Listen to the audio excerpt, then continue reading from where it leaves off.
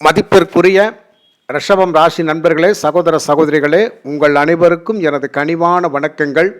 ரிஷபம் ராசி நண்பர்களுக்கு இந்த 2025 வருடம் டிசம்பர் மாதம் ராசி பலன்கள் எப்படி இருக்கும், ரிஷப ராசிக்கு நடக்கக்கூடிய பாசிட்டிவான பலாபலன்கள் என்னவாக இருக்கும் அப்படிங்கிறத ஒரு தெளிவான விளக்கத்தோட பொது பலனாக இந்த பதிவில் நம்ம பார்க்கலாம். ரிஷப ராசிக்கு டிசம்பர் மாதம் கிரக அமைப்புகள் மாதத்தினுடைய முற்பகுதியில் ராசிக்கு 3ஆம் இடத்தில் குரு பகவான் வக்ரம், ராசிக்கு 4 கேது, ராசிக்கு 6ஆம் இடத்துல புதன், ராசிக்கு 7ஆம் இடத்துல சுக்கிரனும் செவ்வாயும் சூரியனும் இணைந்திருப்பார்கள், ராசிக்கு 10ஆம் இடத்துல ராகு பகவான், ராசிக்கு 11ஆம் இடத்துல சனி பகவான் அன்றைய கோச்சார சந்திரனோடு சேர்ந்து இருப்பார். இது மாதத்தினுடைய முற்பகுதி. டிசம்பர் 7ஆம் தேதி புதன் 8ஆம் இடத்துக்கு பயிற்சி ஆயிடுவார்.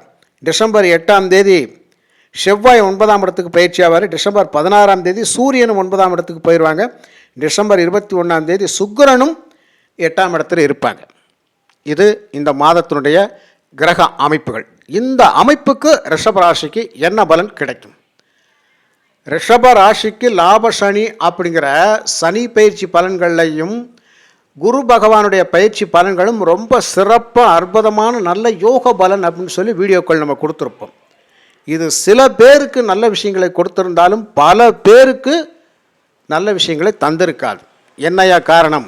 ராசி பலன்கள் ஆக ஓகோ தான். ஆனால் என்னுடைய நிஜ வாழ்க்கையில் நீங்கள் சொன்னதெல்லாம் நேராக ஆப்போசிட்டாக எதுவுமே நடக்கலை. என்னத்துக்கு நடக்கலை? பொய் சொன்னீங்களா ஜோதிடரே? நீங்கள் பொய் சொன்னீங்களா? பொய் தான் சொல்லியிருக்கிறீங்க. எனக்கு நடக்கலையே. ஏன் நடக்கலை? நம்மளுடைய சுய ஜாதகத்தில் லக்னத்தின் அடிப்படையில் கண்டிப்பாக பலன்கள் மாறும். ரிஷப ராசியில் நீங்கள் பிறந்திருக்கலாம். கார்த்திகை நட்சத்திரம் 2ஆம் பாதம், 3ஆம் பாதம், 4ஆம் பாதத்தில் பிறந்திருக்கலாம். அதுக்கப்புறம் சந்திரனுடைய நட்சத்திரம் ரோகிணி நட்சத்திரத்தில் 4 பாதங்களில் பிறந்திருக்கலாம். செவ்வாய் பகவானுடைய மிருக சீர்ஷ நட்சத்திரத்தின் முதல் 1, 2ஆம் பாதங்களில் பிறந்திருக்கலாம். ஆனால் ராசிக்கான பலன்கள் இப்படித்தான் இருந்திருக்கும் அப்படிங்கிறத ஃபிக்ஸடாக கொடுத்துருப்போம். அது மாதாந்திர வருடாந்திர கிரகத்தினுடைய பேச்சுகள் அடிப்படையில். ஆனால் நீங்கள் எந்த லக்னத்தில் பிறந்திருக்கீங்களோ அந்த லக்னத்தின் அடிப்படையில் கண்டிப்பாக பலன்கள் மாறும். இது மறுக்க முடியாத உண்மை. இதுக்குத்தான் சுய ஜாதகத்தை கொஞ்சம் தெளிவாக பார்த்து கொள்ளுங்கள் அப்படின்னு சொல்லி கடைசியில் சொல்லியிருப்பேன். எல்லாம் சொல்லிடுங்க, கடைசியில் சுய ஜாதகத்தை பாருங்கன்னு வேறு ஒரு வார்த்தை போட்டுறீங்களே அப்படின்னு சொல்லி பல பேர் டென்ஷனில் பேசுவாங்க. ஆமாம், ஒரு நண்பர் இந்த ராசி பலனை ஏதோ ஒரு காணொலியை பார்த்துட்டு, ஐயா நீங்கள் ஏர்வாடி தர்காவுக்கு போயிட்டு வாங்க அப்படின்ற மாதிரி ஒரு கமெண்ட் பண்ணியிருந்தார். அந்த அளவுக்கு நான் ஒரு மெண்டல் பிடிச்சால் மாதிரி அவர் சொல்லியிருக்கிறார், ஏர்வாடி போயிட்டு வாங்க அப்படின்னார். கண்டிப்பாயா அவருக்காக நான் ஏர்வாடி போயிட்டு வருவோம். ஏன்னா மனக்குழப்பங்கள், மன சஞ்சலங்கள், நல்ல விஷயங்கள் நடக்கலை அப்படிங்கிற குழப்பங்கள் யாருக்கு இருக்குது அப்படிங்கிறத முதல்ல தெளிவாக பார்த்து ஒவ்வொரு விஷயத்திலும் நீங்கள் பேசுங்கள் ஐயா. ஆனால் ஒரு ஜோதிடர் எந்த காரணத்து கொண்டும் பொய் சொல்லணும் சொல்லக்கூடாது அப்படிங்கிறது ஜோதிட விதி. ஏன்னா நவகிரகங்களை முன்வைத்து பேசுகிற பலன் ஒரு புனிதமான தொழில். இதை தவறாக சொல்லவே கூடாது, தவறாக பயன்படுத்தக்கூடாது. ஆனால் என்னையை பொறுத்த மட்டும் ஒரு சாதாரணமாக இந்த கிரகங்கள் இப்படி இருக்கின்ற போது இந்த பலனைத்தான் கொடுக்கும் அப்படிங்கிறத நம்ம ஆணித்தனமாக சொல்லிடலாம். லக்னத்தின் அடிப்படையில் ஜாதகத்தில் திதி, வாரம், நட்சத்திரம், கரணம், நாமயோகம் இதிலெல்லாம் நாம் பிறந்திருப்போம்.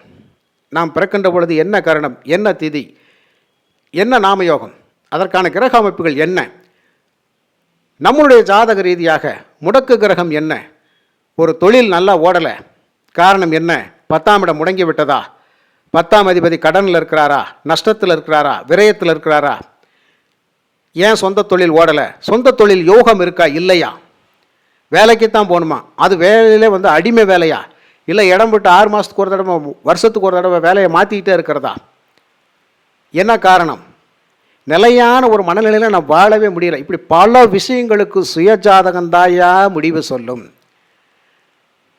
இந்த மாதத்தில் சூரியன் விருச்சிகத்தில் இருக்கிறார் அப்படின்னால் காலபுருஷனுக்கு அவர் எத்தனாவது அதிபதி, அவர் ஏன் விருச்சிகத்தில் வர்றாரு, விருச்சிகத்துக்கு வந்தால் என்ன பலன் அப்படிங்கிறத அந்த மாதத்துக்கான பலன் கொடுத்துருவோம்.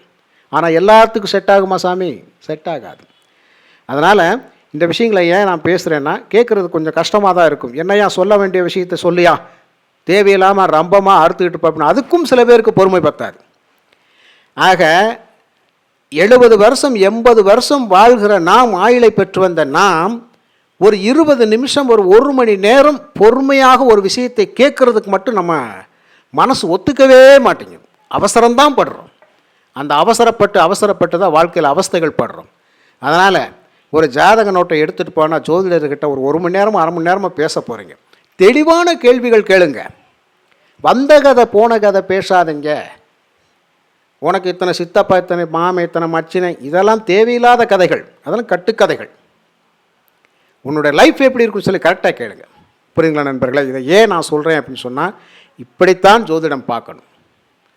நீங்கள் நல்லா இருந்தால் தான் உங்கள் குடும்பத்தை நல்வழிப்படுத்த முடியும், உங்கள் பிள்ளைகள் நல்லா வாழ வைக்க முடியும், உங்கள் பிள்ளைகளுக்கு நீங்கள் சம்பாதிச்சு வைக்க முடியும். அந்த பாக்கியதை, அந்த யோகியதைகள்லாம் இருக்கான்னு பாருங்கள். அதுக்கு உங்கள் சுய ஜாதகம் தான் பேசும்.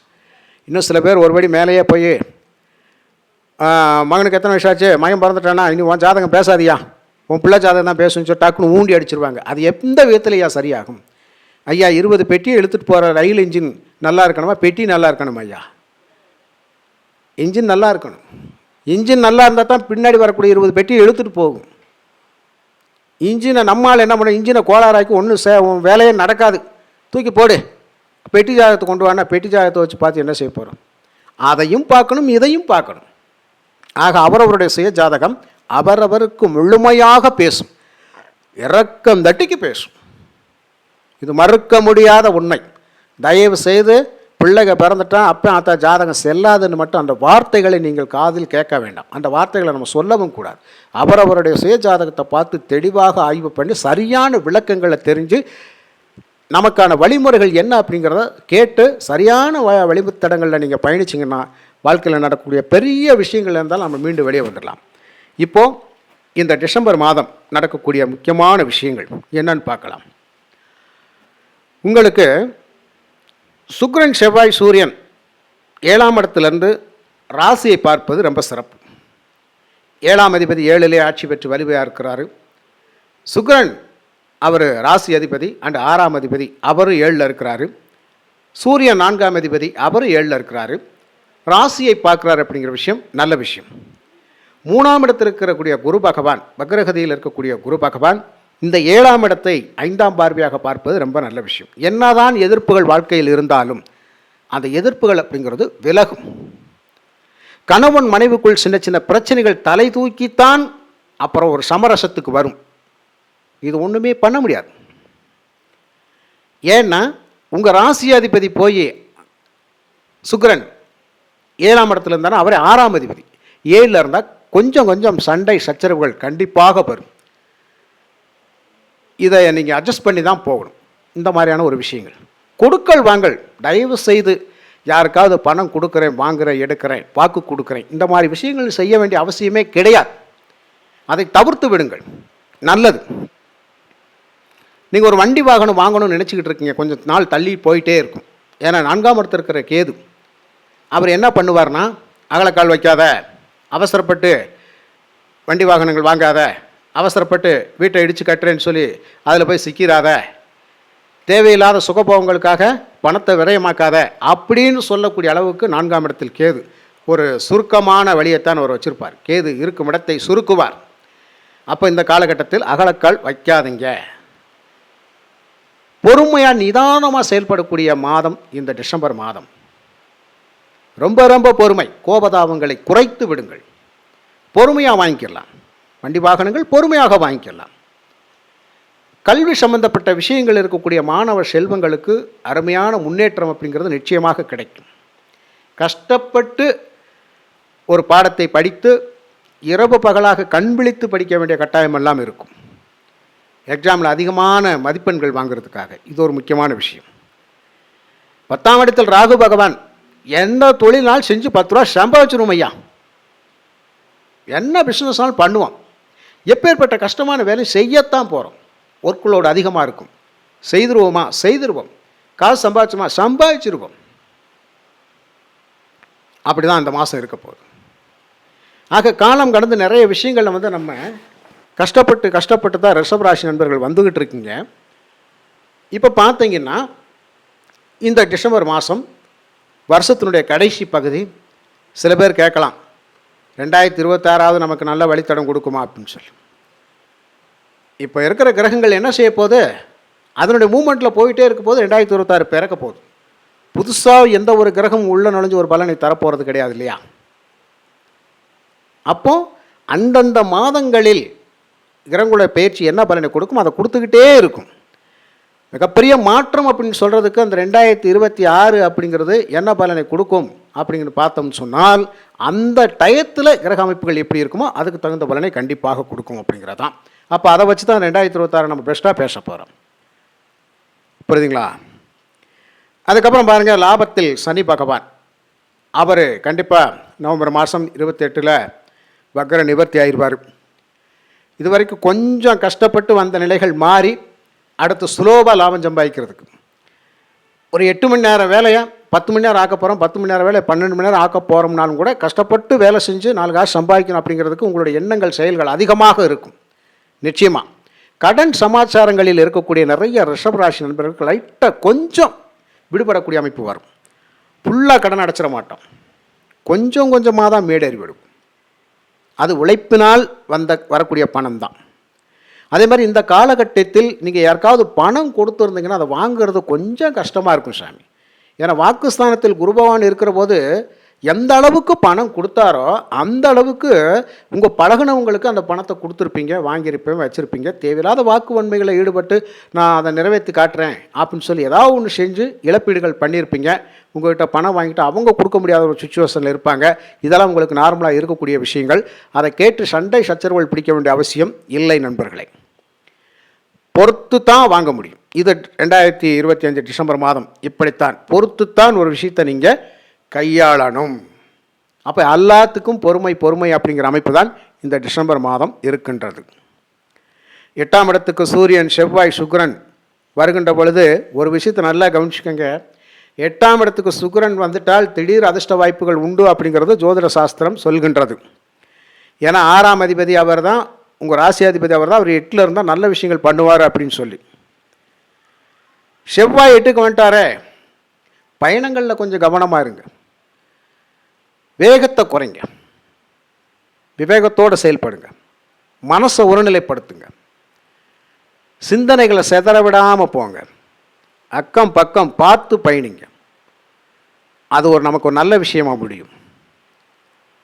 4ஆம் அதிபதி சூரியன் 8ல் இருப்பார். தாயாருடைய உடல் சம்பந்தப்பட்ட விஷயங்கள் கொஞ்சம் கவனமாக பார்த்துங்க. உங்களுக்குமேவும் வெப்பத்தினால் வரக்கூடிய நோய்த்தன்மைகள் அப்படிங்கிறது நிச்சயமாக மருத்துவ செலவுகளை கொடுக்க வேண்டிய கட்டாயம் இருக்கும். கொஞ்சம் பார்த்துக்குங்க, உடல் சூடு அப்படிங்கிற விஷயம் இருந்தாலும். 4ஆம் இடத்துல கேது இருக்கிறார்.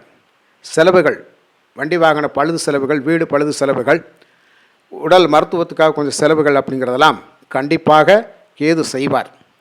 இப்படியான விஷயங்கள் இருக்குதுங்க ஐயா. அதனால் இந்த 2025 டிசம்பர் மாதம் மொத்தத்துக்கு ராசி பலனை 4 வரியில் சொல்லணும்னா, பொறுமையோடு தான் எல்லா விஷயத்தையும் நீங்கள் சாதிக்க முடியும். கொடுத்த பணத்தை கேட்டாலும் பொறுமையாக கேட்கணும். ஒவ்வொரு விஷயமும் லேட்டாக தான் நடக்கும். போன உடனே எடுத்தோம் கவுத்தோன்னு செய்கிறதுக்கு ஒன்றுமே கிடையாது. இதுதான் ரிஷபராசி. இருந்தாலும் பண வரவு அப்படிங்கிறதோ வருமான குறைபாடு இல்லாமல் ஓரளவுக்கு நார்மலாக போயிட்டே இருக்கும். லாபசனி ஒருபோதும் கைவிட மாட்டார். குருவனுடைய பார்வை 7ஆம் இடத்துக்கு இருக்கிறது, 9ஆம் இடத்துக்கு இருக்கிறது, 11ஆம் இடத்துக்கு இருக்கிறது. 7, 9, 11 வலுப்பெற்றாலே ரிஷபராசிக்கு எப்போதும் அந்த மாதம் நன்றாகத்தான் இருக்கும் நண்பர்களே. உங்கள் சுயஜாதத்தை மட்டும் தெளிவாக பார்த்துக்கிட்டிங்கன்னா இன்னும் சிறப்பான பலன்களை நாம் பெற்றுக்கொள்ளலாம். நன்றி.